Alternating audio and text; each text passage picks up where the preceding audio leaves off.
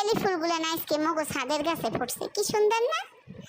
সব বেলি ফুল দিয়ে মোর বুইনে মালা বানাইছে আর মোর মায়ে মাথায় দিয়ে দিয়েছে। কি যে সুন্দর দেখায়, কত সুন্দর দেখায়।